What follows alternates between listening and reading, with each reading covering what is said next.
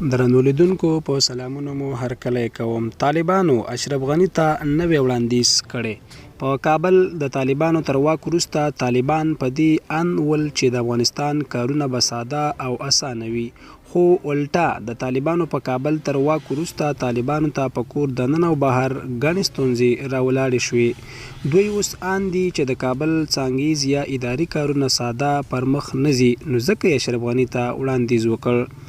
ذبیح الله مجاهد په یو مرکه کې ویلي ول چې اشرف غنی کولی شي بیرته هیواد ته راشي او هر وخت یې چې زړه وغواړي له هیواد څخه تګ کولی شي او موږ ورسره هیڅ ډول ستونزه نه لرو او ان که اړتیا ولیدل شي د ساتنې لپاره به یې ساتونکي هم ورکړو.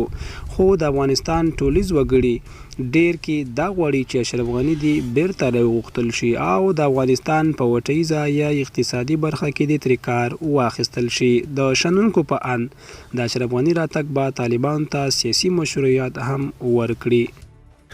سخته بمباري پیل شوې وه. خاولد داود جنبش وایي موږ پر ځینو رسنیو د ملا عمر د بندیز له امله غبرګون ته د طالبانو لخوا څوک نشو موندی.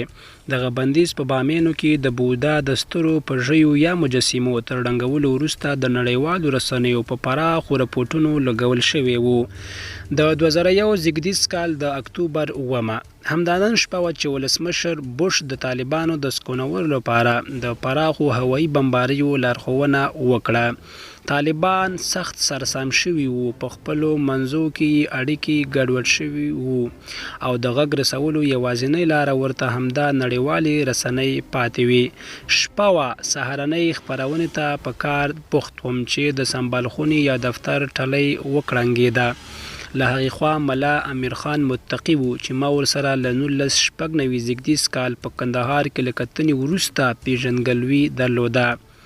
په اندېښمن ګړدود یې وویل ملګرو یو څه مرسته خو وکړئ. دا د بامیانو د پرژیو یا مجسمو له ړنګولو وروسته لومړنی طالب و چې له موږ سره غږېده. غوښتل یې چې امریکایي بمباریو ته یې غبرګون خپور کړو او په دې ډول له رسنیو سره د طالبانو د نه غږېدو روژه ماته شوه. خو هغوی هم ډیره موده پاتې نه شول او 2 میاشتو کې له ټول افغانستان څخه د واکمنۍ لمن ټوله شوه.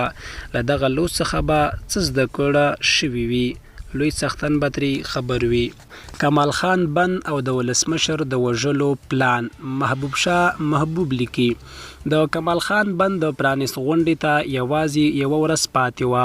موږ د نیمروز په منځی زرنج کې وو. په امنیتي ناسته کې وویل شول چې ایران 10,000 بزګران له پولې اخوا برابر کړي او د پرانیستې پر ورځ به د افغانستان خاورې ته را اوړي، ټول به پر بند یرغل کوي.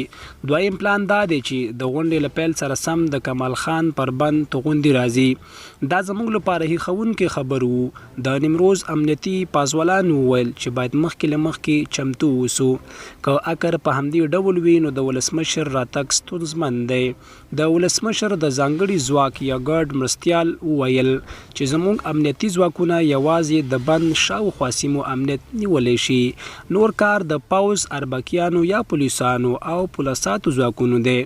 په همدې ورځ مو هوډ وکړ چې یو شمېر ځواکونه به پولو ته لیږل کیږي او ټولې غونډۍ به د امنیتي ځواکونو لخوا نیول کیږي. له کندهار، هلمند او هرات څخه ملاتړي امنیتي ځواکونه را ولېږدول شول او ټول ځای پر ځای شول.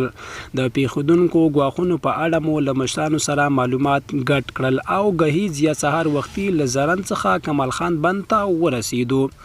لا به ولسمشر نه و را رسېدلی چې د ولسي یا ملي امنیت مشر وویل ایران 4 ګازیز بمونه را لیږلي او زموږ د معلوماتو له مخې یو یې د کمال خان بند را رسېدلی چې د پرانیستې په پیل کې به چاودنه وکړي. ایران پلو طالبانو هم د جګړې چمتوالی نیولی. یو شمېر اړنګ من کسان هم ننوتي، خو موږ یې په لټه کې یو. 3 اړنګ من کسان مو نیولي. د ولسي امنیت دا راپورونه اوس زما لپاره ټولیز ول، ځکه په کابل کې به یوه ورځ پس راته لیک لیږه چې نن دې پلاني ځای کې وژني، خو بیا به ژوندی وم. په لومړیو کې خو مې خوب بیخي ورک شوی و، خو وروسته بیا اموخته شوم. موږ ټول د ولسمشر په راتګ نه خوښ وو ځکه مرګ 80 سلنه ګواښي وو او د ولسمشر ساتونکو یا PPS بیا ویل چې اکر ښه نه دی، خو ولسمشر زموږ د ټولو اندېښنو په ځواب کې یوازې دا وویل کمیسر حمزي کمال خان بند په خپلو لاسو پرانیزم. ولسمشر راورسېد، غونډه پیل شوه. زه له دریځ سره له ولسمشر ته مخامخ ناست وم. د هغه سترګې له اوښکو ډکې وې، دا د ډار نه بلکې د خوښۍ اوښکې وې. ما د غونډې اجنډا او ډله یا تنظیموله. هره شیبه مې څټ خارښ کاوه چې اوس به توغندي راځي، ګازیز بم به چاودنه کوي او اوس. خو د شهید سردار داود خان وروستۍ هیله کمال خان بند د لسګونو لویو ګواښونو ان د ولسمشر د وژلو په ګواښ سره پرانیستل شو. د غونډې تر پایه 30 اړنګمن کسان نیول شوي وو. درنو لیدونکو له ملتیا مو ډیره مننه.